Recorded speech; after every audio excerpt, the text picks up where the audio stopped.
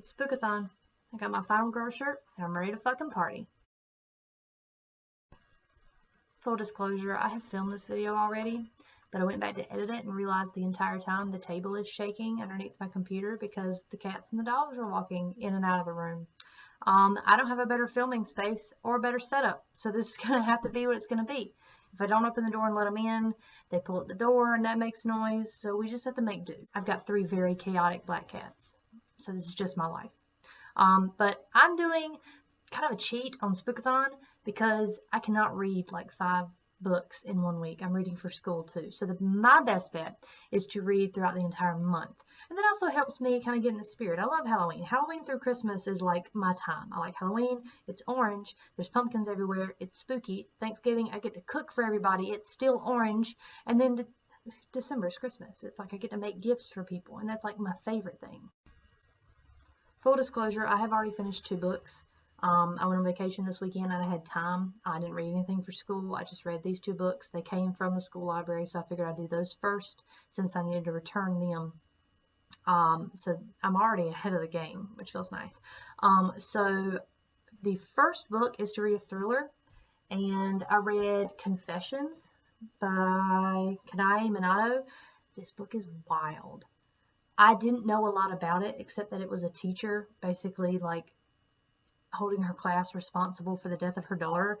I was not prepared for the crazy stuff that happens in this book. I mean, I'll do a review of all of the books when I finish them for the month, but holy crap, read this book. I was wondering how I'd relate to it since I'm going to be a teacher, but it's middle school, so it's a little bit different. Anyway, I'm going to need to talk about this more in depth in a wrap up, but this book is so good, and I read it all the way to my vacation, like in the car, so it didn't take very long to read, and it keeps you reading because you're very interested in it. But that was for read a thriller. Challenge number 2 is read a book with red on the cover, and I'm kind of cheating with that one. I'm doing Nervous Conditions, which I have to read for school because it has red font on it. And I have to read that this month anyway. So, and Nervous, that could be spooky too, but I know it's not going to be a spooky book, but it has red on the cover. That's all I need, right? So this is red on the cover as Nervous Conditions by, I think it's Tsitsi Dangarimba. I'll learn how to pronounce it in class, but I think it's Tsitsi is her first name. Nervous Conditions. The next book I have to read is one with a spooky word on it, and I read Something Wicked This Way Comes by Ray Bradbury. I got interested in this one because the owl crate for this month had like the little bookmark thing from it. It took a minute to get into because it's a little bit on the older side, and it is kind of thick, but like once I got into it, it really wasn't that bad. And it reminded me a lot of Needful Things by Stephen King, so I'm wondering if he got a lot of inspiration from this. But I did finish this one, so this is one of the 2 that I finished. I'm turning this into the library on Thursday when I go back. The next challenge is a spooky setting, so I'm doing The Haunting of Hill House. I know a lot of people who got the owl crate for this past month, they're doing this one because they got it in the owl crate along with the actual book. And I don't know, I wanted to read this anyway. It doesn't seem like it's going to take too long. It's a short novel and the writing's pretty big. I have not watched the show, so I may do that at the end of the month just for fun. I've heard they're nothing alike, so can't wait. But this is going to be probably next on the list to read out of this stack of things, either this or the one that's for school.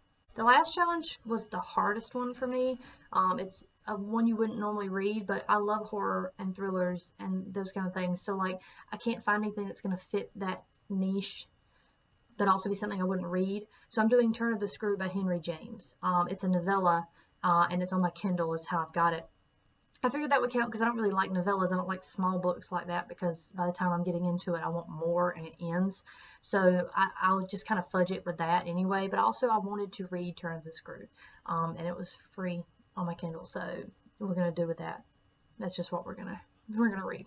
But again, I've read 2 of these, so I have 3 more. One is for class anyway, so that means the only 2 that really matter for this challenge are The Haunting of Hill House and Turn of the Screw. And again, I've got the Kindles in my pocketbook. I'll probably finish that this week, honestly.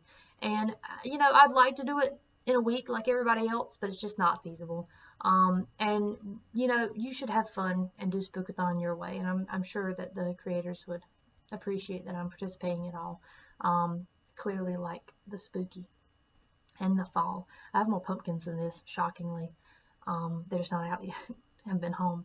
So I'm going to work on these. That is my TBR. Hopefully I can finish them by the end of the month. I've got so much else to do. But, you know, the spooky will be a nice kind of reward for getting my actual work done.